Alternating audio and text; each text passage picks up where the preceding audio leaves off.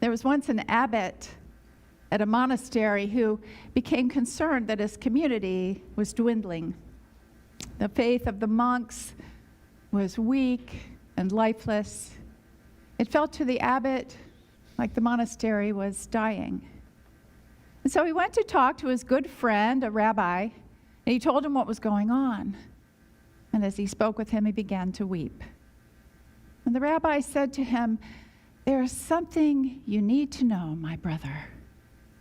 We have long known in the Jewish community that the Messiah is one of you." "What?" said the abbot. "The Messiah is one of us? How can that be?" But the rabbi insisted that it was so. And as the abbot went back to the monastery, he was filled with both comfort and excitement. Well, in the days and the weeks that followed, as he walked down the halls and through the courtyards of the monastery, each time he would pass a monk, he would wonder if he was the one, if he was the Messiah. And when the abbot would go into the chapel to pray, sometimes he would hear someone speaking, and as he turned his head to see who it was, he would wonder if that was the one, if that was the person who was the Messiah. Well, soon the abbot began treating all of the monks in the monastery with great respect and kindness and awe. He treated them with reverence. One day, one of them came to him and said, "Why are you acting so different?" And after some coaxing, the abbot said to him, "The Messiah is one of us." Well, then that monk began to see and treat the other monks differently as well, and soon the word got out all throughout the monastery that the Messiah is one of us. And the whole community became filled with life and worship and vitality and kindness and grace.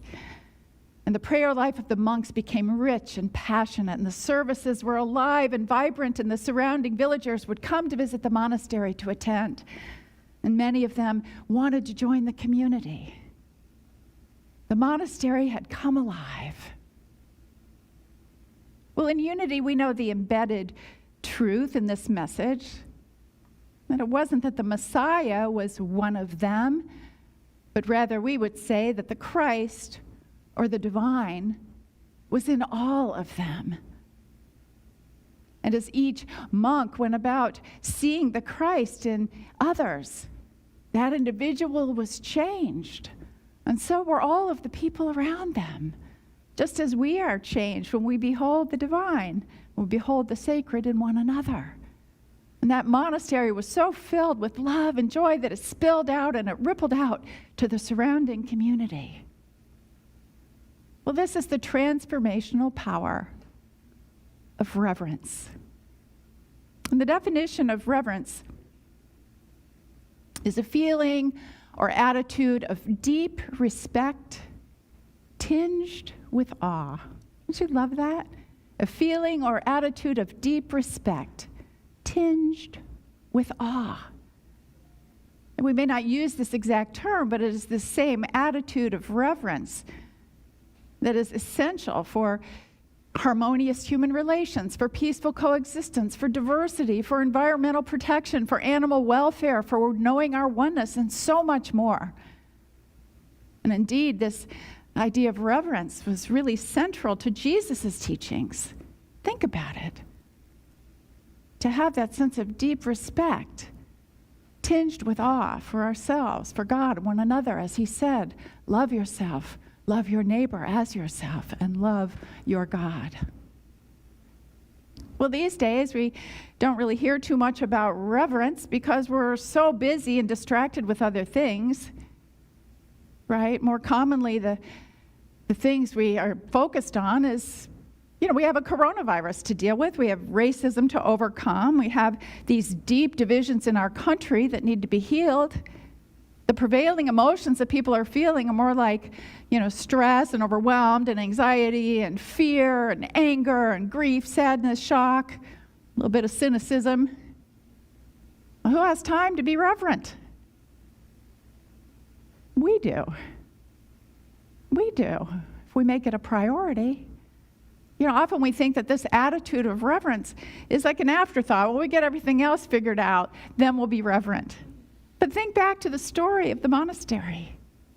Reverence wasn't the last step. It was the first step. It was the path to transformation. It was the way of coming home to love and to peace and to grace. To revere, to be in this state of reverence is to really honor and respect the dignity of all that is, to see the sacredness in all of life. I imagine you've had times in your life when you stepped outside of your doors or even looked around your home or your family and suddenly felt this sense of sort of reverence come over you, this sense of how precious it all is. When we are in this state, we see differently. And we see each other differently. And as we begin to practice more regularly, we find that this is one sure way to invite more of the divine in. The blessings begin to overflow. We feel our hearts fill up and expand. We may find ourselves feeling moved beyond words or overwhelmed with gratitude. Well, that was much of the way I was feeling last Wednesday night. As I sat in and listened to some of the small group discussions as part of our Faith Lift service on Zoom, some of the small group discussions on race, on overcoming racism, dismantling racism. And that beautiful honesty and vulnerability among all those who are participating, the heartfelt sharing of insights and experiences, that sense of people really connecting with one another at a very deep level. Man, it was precious. It was holy. I felt so honored to just even witness that. And that whole setting and everyone who participated in each of the groups and in the discussion, it felt like there was a palpable sense of the presence of God in them and in the conversations. You see, we kid ourselves when we say that we don't have time to be reverent. It only takes an instant. It takes a second. It's just in that conscious choice to see things from the divine point of view. A shift, a remembering. Well, as many of you know, I had my family in town. Richard and I were blessed by having my children and their families come to town. And oh my gosh, that was just a little bit of an energy shift for us, wasn't it, dear? To have my children. But it was wonderful. It was fabulous. It was fabulous. And the interactions among us and between us were so memorable and so sweet. And I will say that, particularly sweet were the interactions between my granddaughter, Vivian, who's almost 3 now, and to the newest member of our family, Maya, who's just a little bit over a month old. And this is when they met each other for the first time, right? So beautiful. And honestly, I have to say, just being in their presence or looking at them is like a spiritual experience. It instantly takes you to that place of reverence. Reverence for humanity, for human life, for the beautiful ways it shows up in innocent children. And what I noticed is that anytime one of these two would be crying or fussy or in need or having a hard time struggling in any way, all of us in the family would rally. All of us would show up, sort of rise to the occasion to help them, to soothe or to comfort or to rock or to entertain. Whatever we could do to be there for them, because we had that sense of reverence. And just to give you an idea, here's how Popster was comforting our grandchildren at different times. Little Maya was playing the piano, and Vivian, and here were a couple of ways that I was similarly being there for these sweet little souls. And what I thought about later is, man, what would it be like? What would it be like to have that same feeling of reverence for all people? What would our world be like if any time someone cried out in pain or was suffering or was struggling in some way, that we all rallied to help them?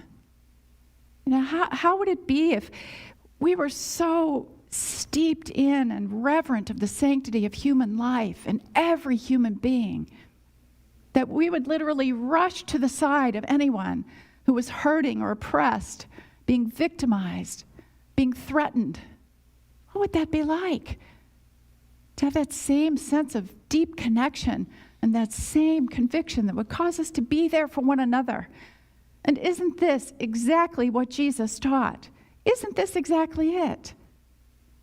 That this is how we are to live our lives, that we are our brothers and sisters' keepers, that we are to love one another, we're support one another and care for one another. Be there, show up. Well, clearly we have a ways to go in achieving that ideal. It helps to remember that that is what he taught, however. And I deeply believe, despite some of the trials that we're going through, that world and that way of being with each other is possible. And I believe you do as well. And that we see it as part of our own personal mission to do our part, to contribute to bringing this more loving, compassionate, conscious world into manifestation. One way we can do that is by consciously beginning a practice of reverence. And heaven knows, the issues of the day give us many opportunities to practice. We can revere the health and safety and well-being of other people by wearing our masks, maintaining social distance when we're with others. We can revere the innate dignity and worth of every human being by educating ourselves on race and doing our part to come together to dismantle racism. And we can revere that divine presence in each and every person, even if we vehemently disagree with them. We can still behold the truth of them, the light in them, and remember that every single one of us is doing the best we can right now at the level of consciousness that we're at. And then come together and work hard together to raise that level of consciousness. The power of reverence changes us, and it can change our world. You know, I've often thought that reverence is very present here at Uni Renaissance, and I completely own the fact that sounds hopelessly biased. But I sort of felt it the first time I walked in the door. I think our commitment to being an open and inclusive community that welcomes all people really reflects that sense of reverence for all the many ways in which God shows up in human form. I made out my little list of other things that what we're reverent of here in our spiritual community, and it's true whether we're together in person or just connecting online. Our spiritual community reveres love, acceptance, humanity, beauty, Mother Earth, sacred space, fellowship and community, children, service, learning, growing, giving, and gratitude. We revere our gifted musicians. I know they're all applauding out there. Our prayer chaplains, our lay leaders, our staff, our dedicated sound and AV team doing such an amazing job for us, our board, our many amazing volunteers. And we revere our almost 5 acres of heaven on earth right here on Eden Way and the glorious facility that we've co-created. You know, the world needs our attitude of reverence now more than ever. So how can we expand our practice of it just in the same way that joy and love in the monastery spilled out to the surrounding community? How can we show up in ways that help spread this feeling of respect tinged with deep awe? Well, here are a few ideas on how we can more fully revere others, practice reverence with others, and also how we can practice more reverence for ourselves. So the first one is to consciously choose to see the divine in others, whether we know them or not.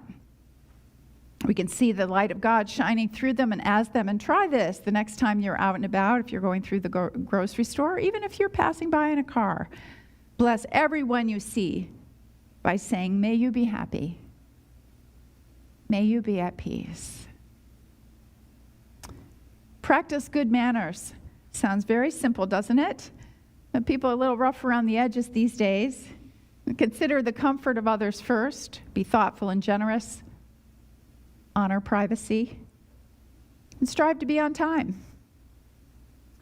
Listen with all of you. Listen with your heart as well as your ears. I'll be talking more about this next Sunday because I think at this time in history, really listening to each other is of vital importance. Give others the benefit of a doubt. Remember in the 4 agreements it says don't take anything personally. Yeah, this is a great time to be practicing that. Don't take it personally. Again, continue to see the innate goodness in others. And if someone else is blessed with good fortune, affirm, this joy is mine also. A great reminder that we're all connected. And then for yourself, in any situation, whether you're feeling lonely, afraid, isolated, or overwhelmed, say to yourself, I am more than these feelings. I have feelings, but I am not my feelings. Man, emotions are running so high right now. Every day you can remind yourself, I am not my feelings, and this too shall pass. I also invite you to see yourself through the eyes of someone who loves you. It could be your spouse, it could be a partner, a spiritual teacher, a relative, or friend. It could even be your dog. Yes, I've seen the bumper sticker that says, God, please help me be the person my dog thinks I am. And finally, become aware of your own innate divinity. You know, God's doing a mighty work through you. You're blessed, and you're a blessing. Take a moment to just deeply feel that. Appreciate the light of God in you. You can say to yourself or to a picture of say to yourself in the mirror or a picture of yourself, I behold the Christ in you. I behold the divine in you. Or even, I love you. Like the monks in the monastery, we can bring new life into our hearts. We can restore our own vitality through this beautiful practice of reverence, by seeing with new eyes what is around us, and really appreciating how transformative this can be for our own well-being and for the well-being of others and for our world. You know, I believe Jesus when he said the kingdom of heaven is at hand. And I would add, if only we have the eyes and the ears and the willingness to perceive it. Let's turn now to our meditation.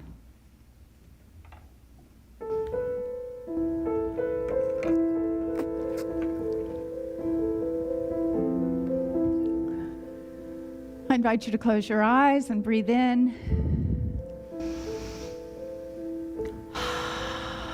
Release and let go. Breathing into this reverent, sacred moment, wherever you are, whatever you're experiencing, the grace of God is upon you and within you. Breathe in, release, and let go.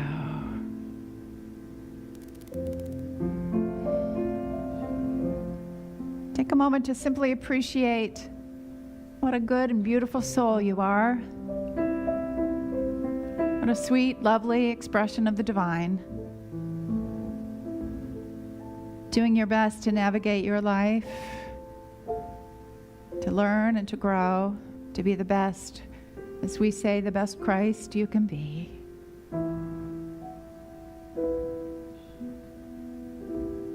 In this moment, give yourself the gift of self-love. Send it throughout your body and your very being.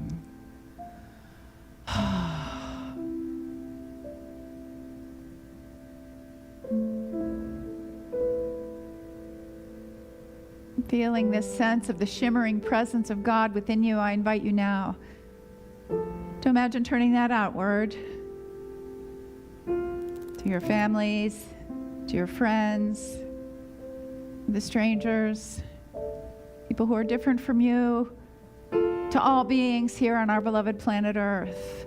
Imagine shining back, reflecting back to them the truth that they too are a unique and beautiful expression of the divine.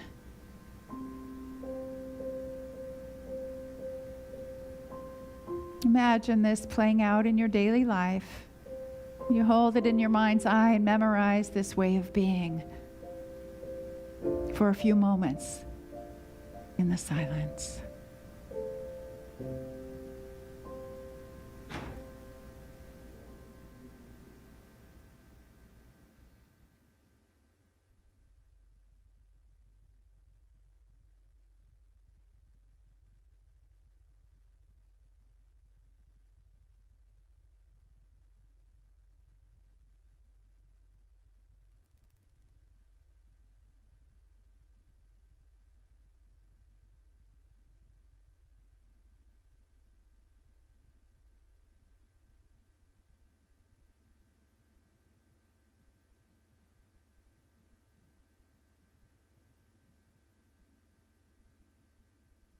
Give thanks for this time of coming together, reuniting with our hearts, with our own love, our own goodness. We go forward from this moment with our eyes and our hearts wide open to behold the divine and all that is around us, to take that extra moment to see as God would see, to see the beauty and to say thank you as we say thank you, God. And so it is. Amen.